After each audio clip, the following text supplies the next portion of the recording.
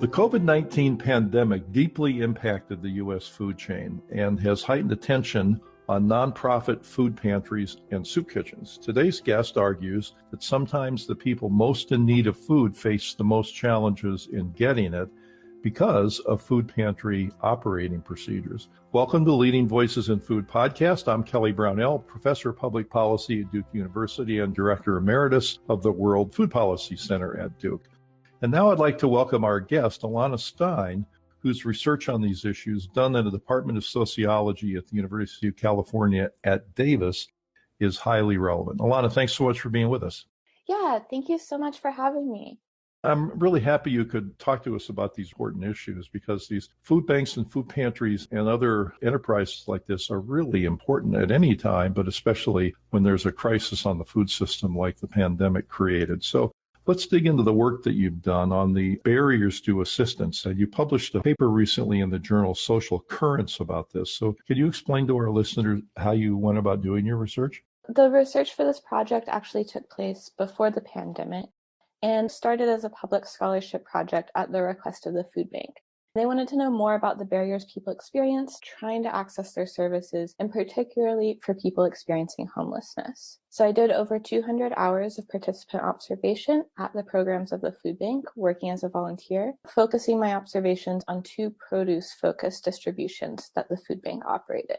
I also did 21 in-depth interviews with food assistance clients, focusing primarily on interviewing people experiencing homelessness. It's interesting to think about these qualitative methods of interviewing people and what can be learned from them. So given that you did these in-depth, intensive interviews, what are some of the barriers that you found in accessing these food assistance programs?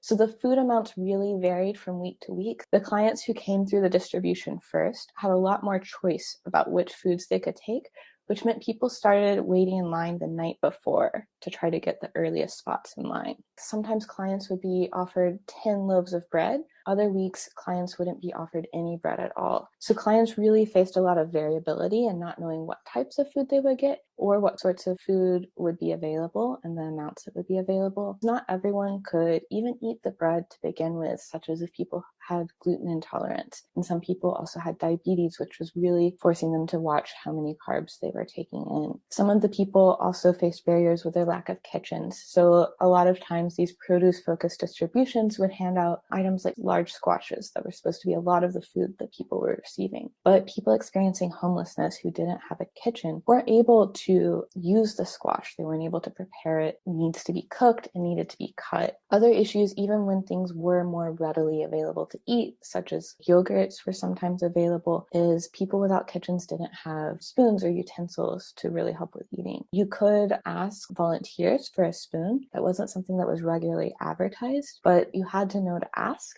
And also sometimes the volunteers still said no.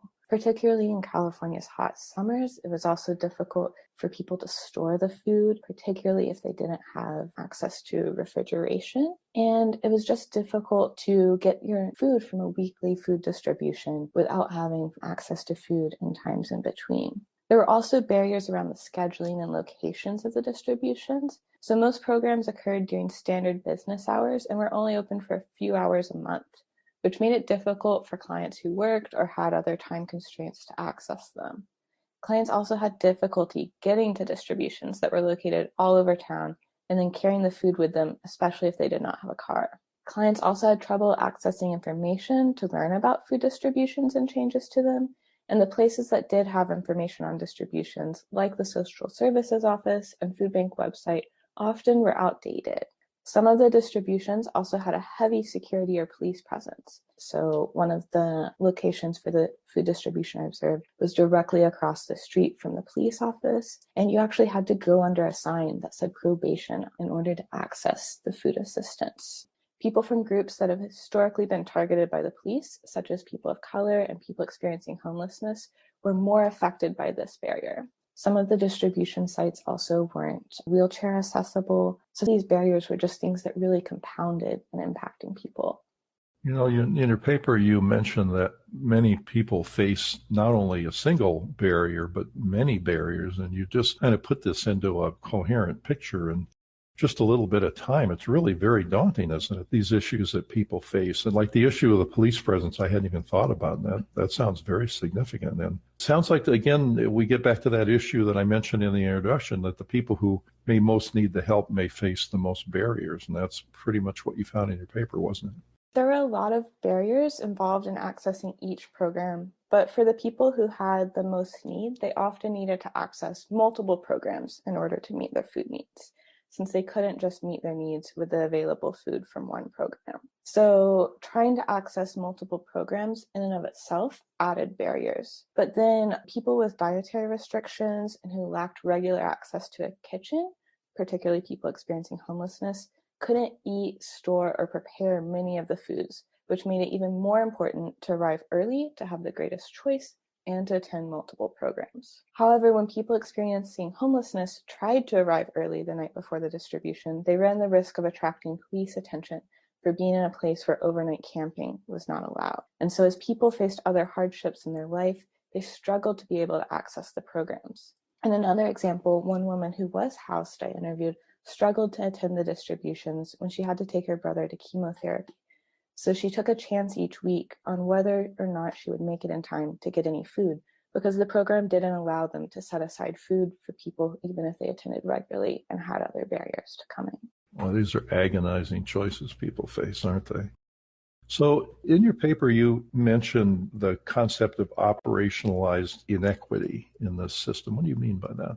When I'm thinking about operationalized inequity, I'm thinking about how the programs are structured and how these program structures were not set up to accommodate different circumstances. So if we think about treating everyone equally, we give everyone the same exact treatment. But if we think about treating people equitably, we're really meeting people where they're at and recognizing the hardships that they face, the historical inequalities that they faced. So even though there was some choice, everyone roughly was treated the same at these programs. But that didn't mean they were treated equitably. And then in the cases where volunteers did use discretion and make exceptions for people, they often did not do so in ways that accommodated the clients that were the most in need. They often did so in ways that accommodated the clients that they said were their favorites. So if nonprofits are in business to serve people in need, why are some of them operating in this way? So most food banks focus on the amount of food that they distribute as a key metric. This encourages food banks to focus on distributing more pounds of food each year, rather than really focusing on how they can better serve populations that face the most hardships. So rather than taking people's actual circumstances into account, programs were more built on an assumption that they could have a one-size-fits-all model. There's a cultural assumption that often underlies this narrative, and that's the assumption that if people really need the food, they will find a way to make it work.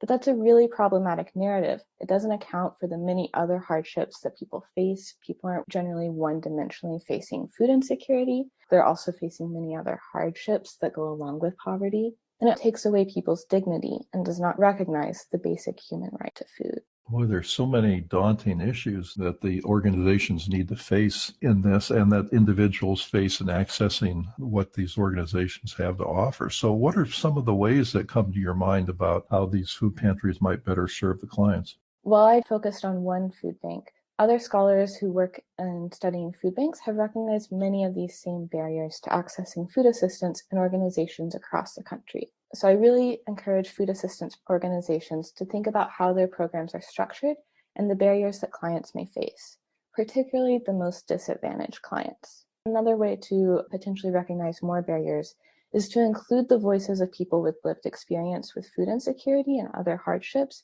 in program design. Food assistance organizations should also think about how they can build flexibility into their programs, while also training staff and volunteers about biases and discrimination so that this flexibility is applied equitably.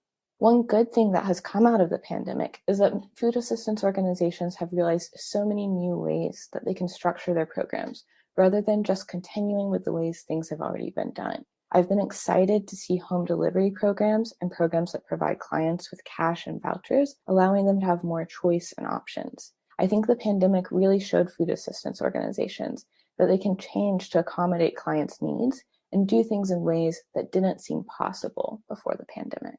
It's really nice to hear about your research and especially about your ideas of how things might be improved going forward. You think about these organizations are filled with people who really care and are trying to make a difference in the lives of the individuals they serve. But of course, they have their own sets of challenges that they face, and you've helped point some of them out. And it's really nice to know that we all kind of pull the oars in the same direction. Maybe the food system will better serve the individuals who most need it. So thanks for doing your research, and thanks for joining us for our podcast today. Yeah, thank you so much for having me. It's been really a pleasure to be here. So our guest today has been Alana Stein from the University of California at Davis. Thank you for listening, and thank you as well to Deborah Hill as producer of this series. If you'd like to subscribe to the Leading Voices in Food podcast series, you can find it on Apple Podcasts, Google Podcasts, or your favorite podcast app. Podcasts and transcripts are also available on the website of the Duke World Food Policy Center. This is Kelly Brownell.